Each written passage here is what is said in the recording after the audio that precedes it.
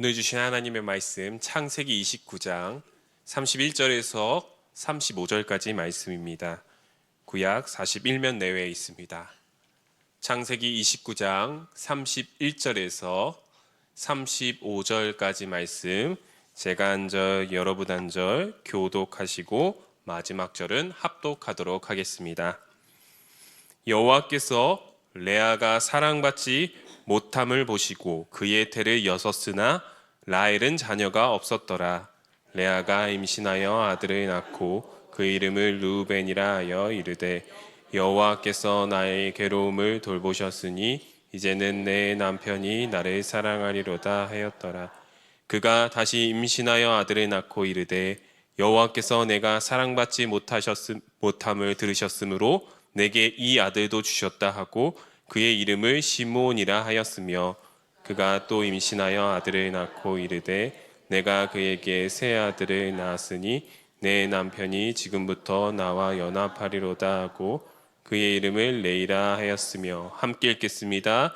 그가 또 임신하여 아들을 낳고 이르되 내가 이제는 여호와를 찬송하리로다 하고 이로 말미암아 그가 그의 이름을 유다라 하였고 그의 출산이 멈추었더라. 아멘. 이 시간 창세기 29장 31절부터 35절까지 말씀 가지고 여호와께 사랑받는 자라는 제목으로 하나님의 말씀 전하도록 하겠습니다. 우리 설교에 앞서 서로에게 인사합시다. 여호와께 사랑받읍시다. 여호와께 사랑받는 여러분들 되시길 바랍니다. 여러분 혹시 육각형 인간이라고 아시나요? 육각형 인간. 그림을 보시면요, 자산, 외모, 학벌, 집안, 그리고 직업, 성격, 이 6가지 지표를 가리키는데 이 지표가 다 만점을 받아야 육각형 인간이라고 합니다. 예전에는 외모도 좋고 또 공부도 잘하면 엄친아, 엄마 친구 아들이라는 표현을 썼는데 그래서 많은 학생들이 부러워했는데 이제는 많은 젊은이들이 이 육각형 인간을 열광한다고 합니다. 연예인도 단순히 외모만 출중한 게 아니라 집안도 좋고 학벌도 좋고 성품까지 좋아야 인기를 더 많이 끈다는 것이죠. 드라마나 소설, 영화에서도 이 육각형 인간이 등장해야만 많은 인기를 흥행을 얻는다고 합니다. 사람들은 왜 이 현실에서 찾아보기 힘든 이 완벽한 육각형의 인간을 선호하고 열광하는 것일까요? 그것은 자신의 부족함, 자신의 결핍을 저 육각형 인간을 보면서 대리 만족하기 위함이라는 것이죠.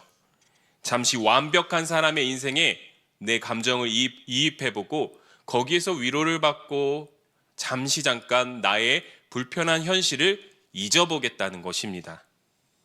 그러나 그들이 그러한 꿈에서 깰 때 어떻게 될까요?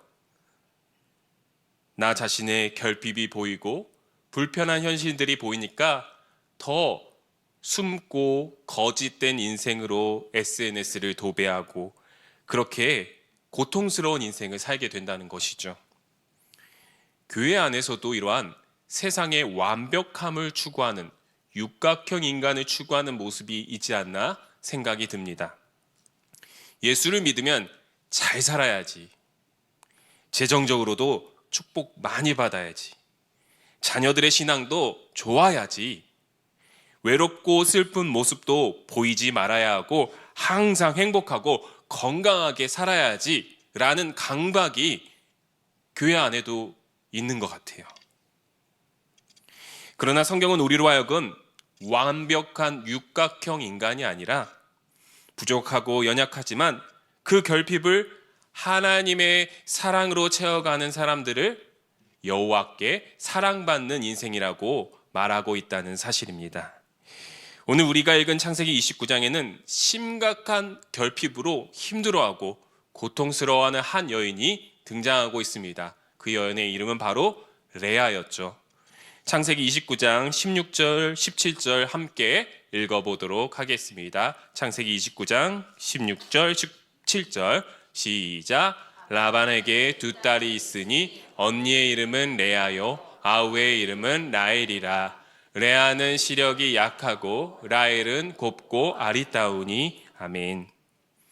이 구절을 우리 드라마 카메라 기법으로 우리가 표현한다면은 이 카메라가 두 딸을 레아와 라헬을 이렇게 멀리서 한번 잡고 그다음 한 번은 레아의 얼굴을 확대해서 클로즈업해서 한번 잡고 또 라헬의 얼굴을 확대해서 잡고 또한 그렇게 카메라 기법을 이용할 것 같습니다. 성경도 마찬가지예요.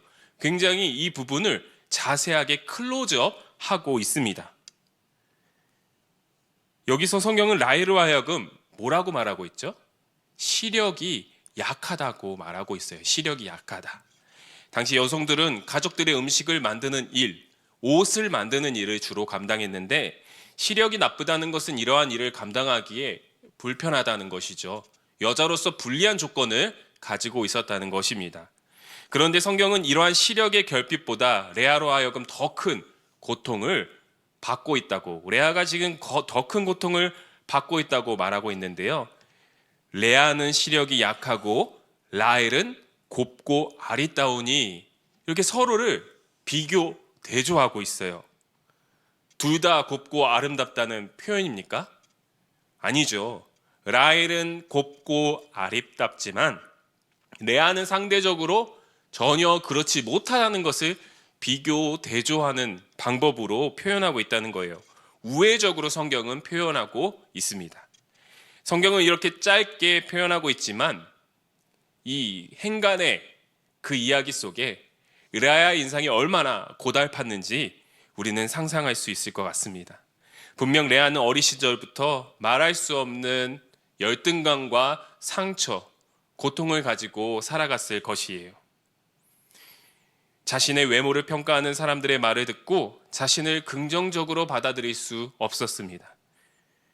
동생에 대한 열등감과 시기와 미움도 있었을 것입니다. 나는 왜 이렇게 태어났을까? 나는 왜 이렇게 쓸모없게 태어났을까? 어린 시절부터 온갖 쓰라린 상처를 스스로 안고 나이를 1살, 2살 먹어갈수록 더욱 마음에 답답함과 고통이 있는 거죠. 나는 과연 결혼도 할 수 있을까? 이렇게 외모에 대한 컴플렉스로 괴로움에 사로잡혀가던 이 레아의 삶 속에 어느 날 갑자기 보면 볼수록 마음이 편해지는 남자, 가까이 하면 할수록 기대고 싶은 남자, 느낌이 좋은 남자. 김경태? 민성교? 네, 아니죠. 야곱이었습니다. 야곱이 나타난 것이에요. 결혼에 대하여 막막함을 가지고 있었던 레아는 야곱이라면 내가 결혼할 수 있지 않을까라는 조금의 희망을 가졌습니다. 왜냐하면 야곱은 집안에 문제를 일으켜서 도망쳐 나온 도망자 신세였기 때문이죠. 그리고 라반의 외삼촌 집에서 머슴살이를 하고 있던 남자였기 때문입니다. 야곱이 힘들게 일하고 있을 때 저는 상상을 합니다. 레아가 아마 이렇게 매력을 어필을 했을 것 같아요. 야곱이 힘들게 일하고 집에 돌아왔을 때 이 레아가 냉수 한 그릇 떠다 주면서 참 힘드셨죠. 너무 고생이 많으셨어요. 여기 시원한 물 드세요. 이 수건으로 좀 땀 좀 닦으세요. 라고 하는데 야곱은 반응이 이랬을 것 같습니다. 괜찮습니다. 됐어요. 저 필요 없습니다. 이렇게 냉담한 반응을 보였겠죠. 자신을 마치 투명인간 취급하는 이 야곱의 반응에 상처를 레아가 더욱 받았을 것입니다. 그런데 더 큰 상처가 무엇이었냐면 야곱이 자신의 동생 라헬을 너무나도 사랑한다는 것이었어요. 이스라엘인 아픔, 이스라엘인 고통에서 레아는 밤마다 눈물로 밤을 하루하루 보냈을 것 같습니다. 라반도 이러한 레아의 모습을 보면서 아버지잖아요. 아버지로서 얼마나 마음이 아팠을까요? 레아는 라반의 아픈 손가락이었습니다. 누가 저 딸을 데려가나? 어떻게 하면 저 딸을 출가시킬 수 있을까? 라는 고민과 걱정으로 아버지로서 살았겠죠. 그런데 어느 날 한 가지 번뜩이는 아이디어가 떠오른 것입니다. 라반은 야곱에게 말합니다. 야곱아, 우리 집에 온 지 꽤 됐는데 너도 일한 품삯을 받아야지. 무엇으로 줄까? 야곱은 대답합니다. 라헬을 저에게 주십시오. 둘째 딸을 저에게 주십시오. 제가 라헬을 얻기 위해서라면 7년을 더 섬길 수도 있습니다. 라반은 그렇게 말할 거라고, 야곱이 그렇게 말할 거라고 예상했던 것 같아요. 그래, 라헬을 다른 사람보다 너에게 주는 게 낫다 라면서 라헬을 주기로 약속을 합니다. 그러나 라반의 머릿속에는 다른 계산이 돌아가고 있었죠. 내가 너 같은 사기꾼에게 라헬을 바로 넘겨줄 것 같으냐? 야곱은 라헬을 위하여 낮에는 더위를 무릅쓰고 밤에는 추위 속에서 머슴같이 7년 동안 일을 하게 됩니다. 성경은 이 라헬을 사랑하는 마음이 야곱이 커가지고 그 7년을 며칠과 같이 보냈다고 얘기하고 있어요. 그러나 약속한 7년이 지났습니다. 이제 결혼식 날짜가 다가왔습니다. 이스라엘의 결혼식은 주로 낮에 하는 것이 아니라 늦은 저녁, 해가 저문 저녁, 밤에 했다고 해요. 왜냐하면 낮에는 너무나도 뜨거운 날씨이기 때문에 잔치를 베풀 수가 없겠죠. 포도주와 피곤함으로 녹초가 된 야곱. 이제 결혼식이 끝나는 시간은 매우 늦은 밤이었을 것입니다. 빨리 들어가서 쉬고 싶었을 텐데요. 그런데 중요한 이벤트가 남았습니다. 야곱에게. 뭐예요? 신혼 첫날 밤이 남았겠죠. 라반은 야곱에게 이제 천막에 불을 끄고 들어가서 기다리라고 말을 했습니다. 그런데 라헬이 야곱이 천막으로 이제 들어갔고 이제 라헬이 들어가야 하는데 라헬의 길을 막아섰어요. 라헬아, 너는 저리 가 있어라. 둘째야, 너는 저리 가 있어. 들어가지 마. 아버지 왜요? 그러나 가라면 가. 이렇게 가서 결국은 아버지께 순종했는데 레아를 데리고 첫째 딸을 데리고 오게 됩니다. 그리고 레아에게 너가 저 야곱의 천막에 들어가라. 레아는 굉장히 당황했을 거예요. 아버지 이래도 되나요? 들어가라면 들어가. 레아는 이러면 안 되는데 발걸음은 야곱의 천막으로 향하고 있었다는 것이죠. 그날 밤의 일은 여러분의 상상력에 맡기도록 하겠습니다. 여러분, 성경을 이렇게 상상하면서 읽어도 될까요? 성경은 뉴스처럼 자세하게 묘사한 글이 아니에요. 성경을 읽을 때 행간의 의미를 하나님께서 주셨기 때문에 그 속에 우리의 상상력을 집어넣어서 우리가 성경을 읽을 수 있도록 하나님께서 자유를 주셨습니다. 신혼 첫날 밤이 지나고 이제 아침이 되었습니다. 야곱은 상쾌한 마음으로 아침을 맞이했습니다. 그런데 옆에 800개를 눕고 있던 그 여인이 누구였을까요? 자기야 까꿍 레아였습니다. 당신은 레아 아닙니까? 왜 여기 있습니까? 화가 난 야곱은 벌떡 일어나서 외삼촌 라반을 찾아갑니다. 외삼촌, 왜 나를 속이셨습니까? 이에 대한 라반의 변명은 무엇입니까? 우리 지방에는 언니를 먼저 주는 게 예의가 아니다. 동생을 먼저 주는 게 예의가 아니다. 그러니까 언니를 먼저 줬다라고 이렇게 변명을 합니다. 만약에 동생을 가지고 싶으면은 7년을 더 섬기도록 하여라. 야곱은 화가 났지만 외삼촌 라반의 말을 따라 다시 7년을 섬기게 되었습니다. 레아는 소기의 목적을 달성했어요. 결혼을 골인했거든요. 그러나 그녀의 결핍은 채워졌을까요? 안 채워졌을까요? 안 채워졌습니다. 오히려 더 크고 깊은 고통, 결핍이 찾아오게 되었죠. 야곱과 결혼은 했지만 야곱의 마음속에 레아가 들어갈 틈이 조금도 없었다고 하는 것입니다. 아내이지만 아내 취급을 못 받아요. 사랑받지 못하는 아내예요. 한 번도 제대로 남편에게 사랑받지 못하는 한이 서린 여인이 되었습니다. 그런데 사랑받지 못해 이 날마다 눈물로 밤을 지새우는 레아의 이 여인을 사랑하시는 한 분이 찾아오게 되었어요. 그분은 바로 여호와 하나님이셨습니다. 우리 창세기 29장 31절, 32절 우리 함께 읽어보도록 하겠습니다. 여호와께서 레아가 사랑받지 못함을 보시고 그의 태를 여셨으나 라헬은 자녀가 없었더라. 레아가 임신하여 아들을 낳고 그 이름을 르우벤이라 하여 이르되 여호와께서 나의 괴로움을 돌보셨으니 이제는 내 남편이 나를 사랑하리로다 하였더라. 아멘. 하나님께서는 라헬보다 레아를 더욱더 주목하여 보셨다고 말씀하십니다. 여호와께서 레아가 사랑받지 못함을 보시고 하나님께서는 레아를 꾸준히 지켜보고 계셨다는 것입니다. 이 놀라운 은혜를 깨달은 레아가 뭐라고 고백합니까? 여호와께서 나의 괴로움을 돌보셨다. 하나님, 나의 괴로움을 지켜보고 계셨군요.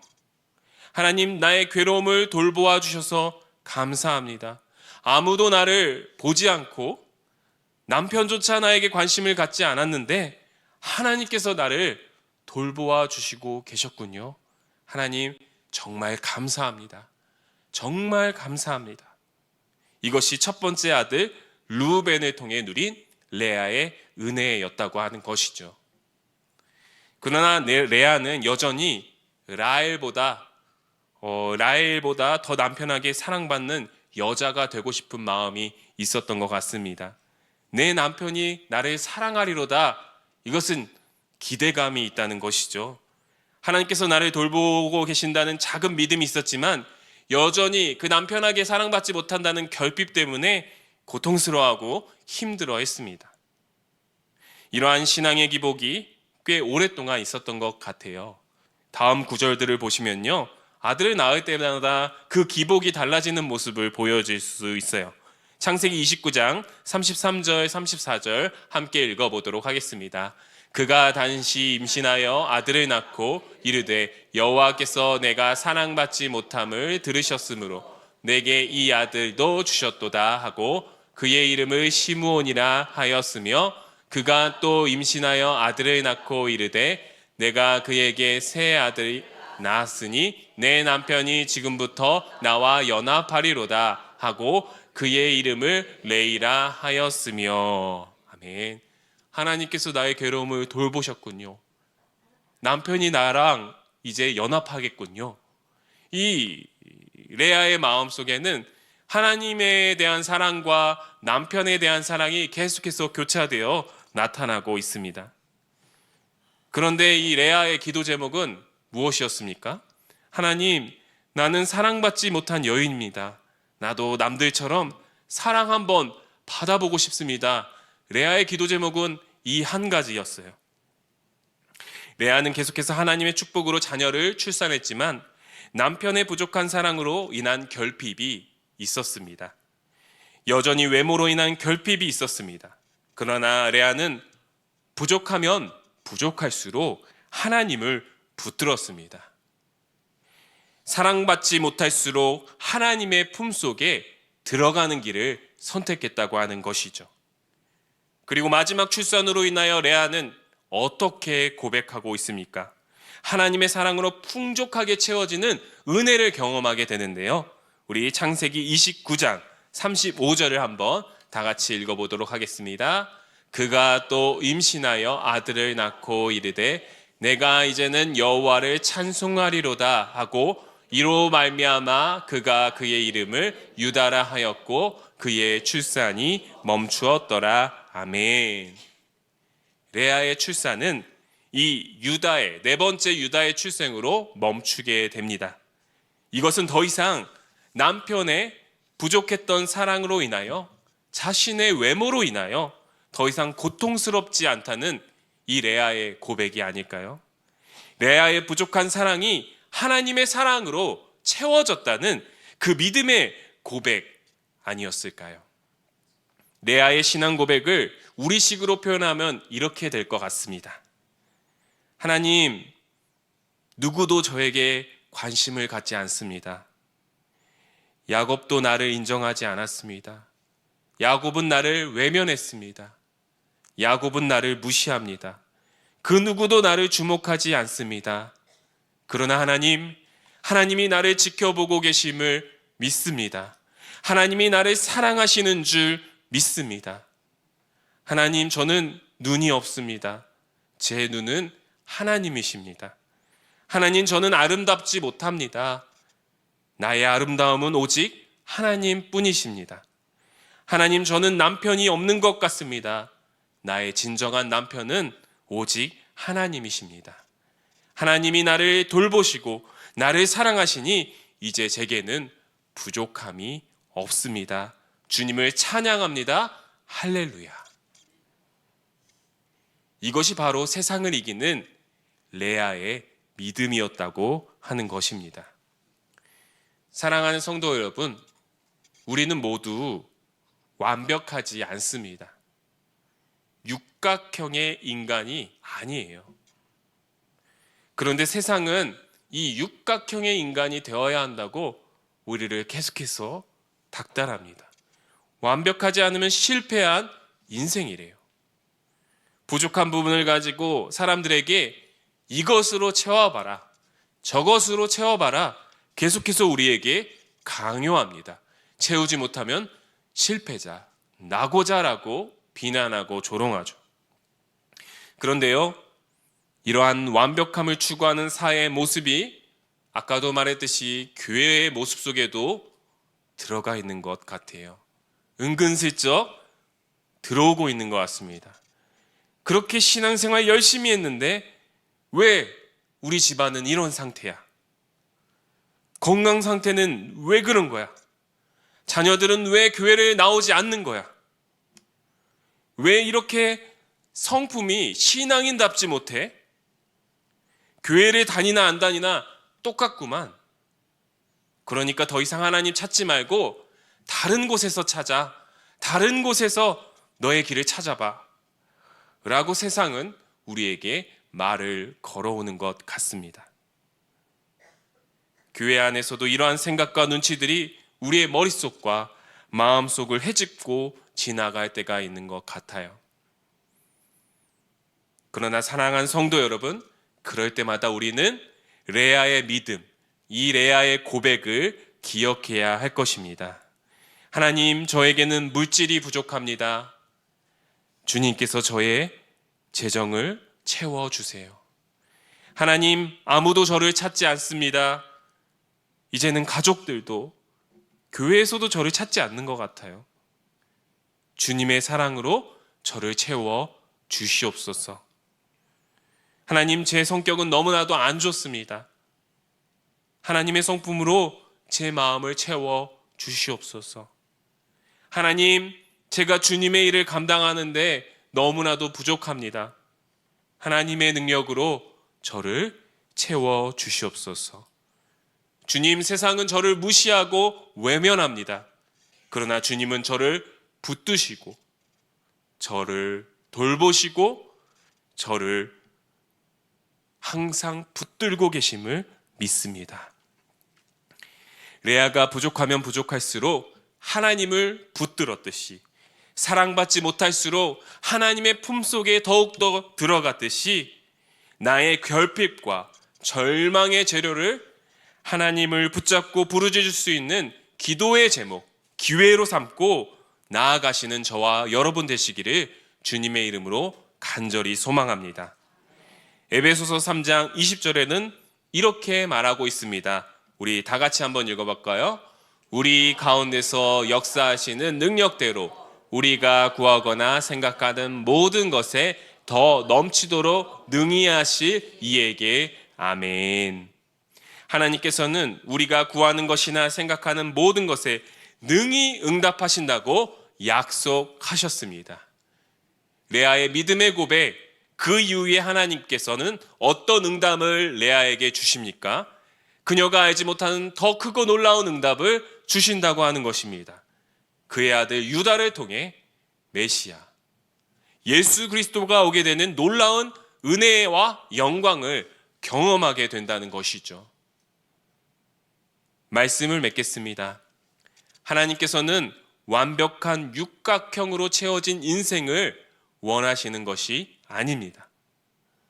부족하고 연약하지만 그 결핍을 주님의 사랑으로 채우기를 원하는, 그리고 그 부족한 사랑을 주님을 붙드는 것으로, 주님께 부르짖는 것으로 나아가는 자들을 하나님께서 찾는다고 하는 것입니다. 부족하면 부족할수록 하나님을 붙드는 자, 하나님의 품속으로 들어가는 자, 부족한 가운데 하나님의 사랑을 붙들고 하나님의 사랑으로 그것을 채워나가는 교회. 하나님께서는 그러한 사람, 그러한 교회를 기뻐하시고 사랑하는 줄 믿습니다. 사랑하는 성도 여러분, 여러분에게 부족한 것은 무엇입니까? 우리 교회에 부족한 것이 무엇이나요?